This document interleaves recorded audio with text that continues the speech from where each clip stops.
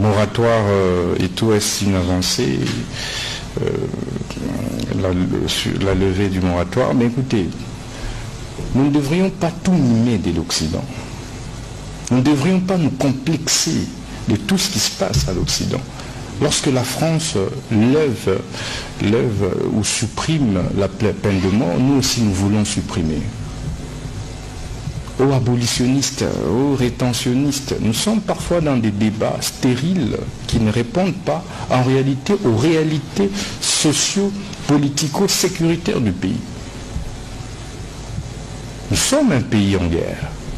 Nous sommes un pays agressé par le Rwanda. Nous sommes un pays où nous avons des gens qui ont décidé de trahir le pays. Des gens qui ont occupé des grandes fonctions de responsabilité dans ce pays, qui ont décidé de servir la cause de l'ennemi. Face à cela, vous ne dites pas droit de l'homme. On ne lève pas, on ne supprime pas, on n'abolit pas la peine de mort pour faire plaisir aux ONG des droits de l'homme.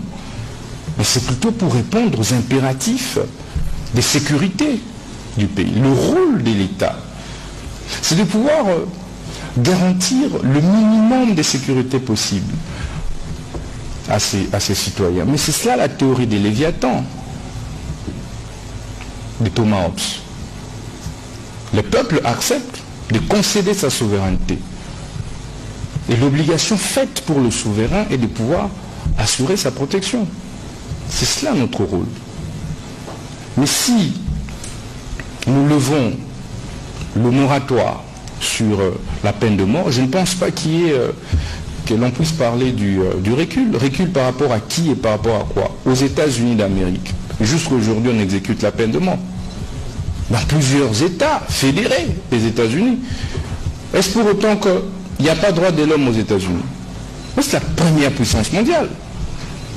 C'est la première puissance mondiale.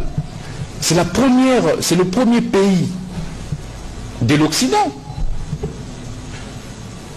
Mais pourquoi quand il s'agit de la RDC, l'on doit chercher des problèmes? Pour rien.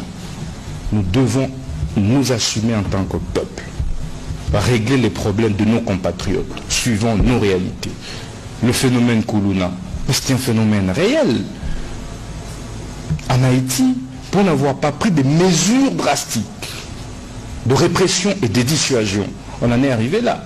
C'est maintenant des forces de sécurité de l'étranger qui viennent pour pouvoir assurer la sécurité en pleine capitale de Haïti. Et ça, nous n'accepterons pas. Nous n'allons pas accepter un seul instant que des règles de l'étranger, de l'extérieur, soient transposées chez nous sans en réalité tenir compte des us et coutumes, des réalités congolaises. Donc pour moi, je ne pense pas que l'on puisse parler d'avancée ou de recul. Il s'agit d'une mesure que le gouvernement avait prise pour pouvoir sécuriser, renforcer les mécanismes de sécurité.